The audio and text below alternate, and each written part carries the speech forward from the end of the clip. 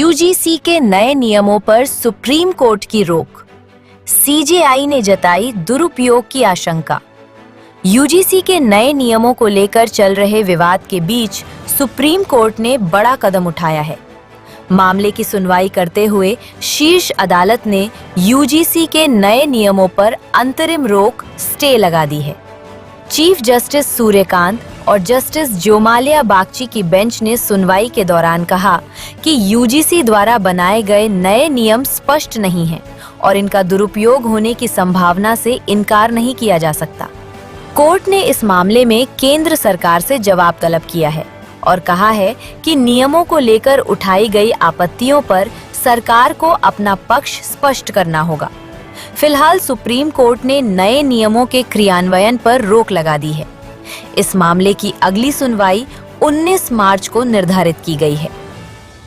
Supreme court में इस मामले की सुनवाई हुई और माननीय सुप्रीम कोर्ट ने यूजीसी रेगुलेशंस पे रोक लगाई है, जो नए यूजीसी के नियम आए हैं।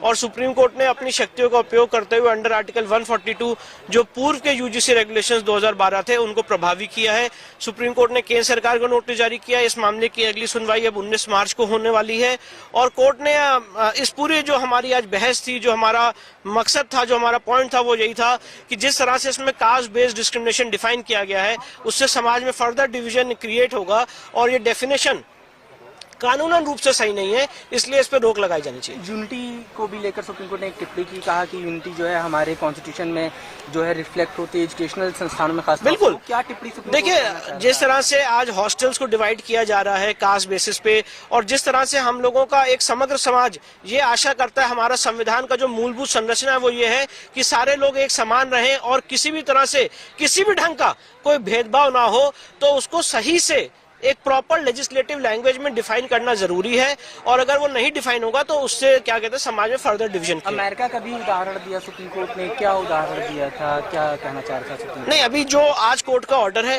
मैं वहीं तक आपको ब्रीफिंग कर रहा हूँ। ठीक है, वो एक बात थी, पर अभी जो अभी कोर्ट का ऑर्डर है मैं उतना ही आपके सामने। 19 मार्च को 19 मार्च को जी बिल्कुल स्टे। जी देखिए, जैसे ही ये रेगुलेशन मेरी नॉलेज में आया, हमारे बीएचयू के जूनियर हैं मृत्युंजय तिवारी, वो पार्टी बने और हमने ये सुप्रीम कोर्ट में ये केस फाइल किया। हमने इसमें बेसिकली मांग की थी कि सेक्शन 3C को अनकॉन्स्टिट्यूशनल डिक्लेयर किया जाए, क्योंकि ये जो कानून है जनरल कैटेगरी के बच्चों के ऊपर अपराधी का ठप्पा लगा रहा था। आज हमारी बात को कहीं न कहीं सुप्रीम कोर्ट ने समझा और सुप्रीम कोर्ट ने कहा कि हालांकि हम विद्वान नहीं हैं, आप इसे और विद्वानों से, अदर अकेडमी से पूछें और समझें और रेगुलेशन में क्या सही परिवर्तन हो सकते हैं उनको करें।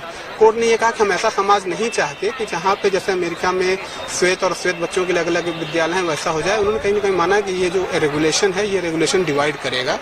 तो अभी ये आंशिक रूप से राहत है, जीत नहीं है। जीत तब होगी जब हम अपनी बात को और डिटेल्ड में और सही तरीके से कह पाएंगे।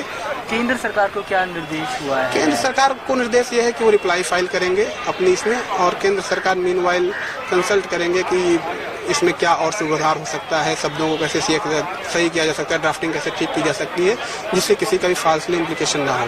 सुनवाई कब होगी? क्या अगली सुनवाई तक इस नए जी स्टे रोक है 19 मार्च को अगली सुनवाई होगी। Bureau report, team Delhi, talks news.